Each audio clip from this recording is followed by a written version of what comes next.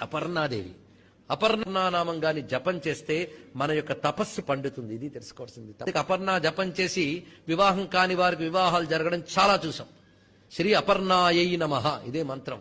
ఇది వివాహం కాని వారికి వివాహం చేస్తుంది. అంతేకాదు తపస్సాధనల్ని పండిస్తుంది, సంతానాన్ని కలిగిస్తుంది. అంత శక్తి ఉన్నది అపర్ణ శబ్దానికి. అంతేకాదు అప్పుల బాధలు పోగొడుతుంది.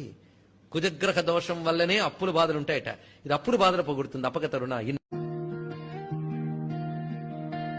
అపర్ణాదేవి అమ్మా ఆదిశక్తి రూపమా కరుణా సాగరమా మా కాపాడే తల్వా.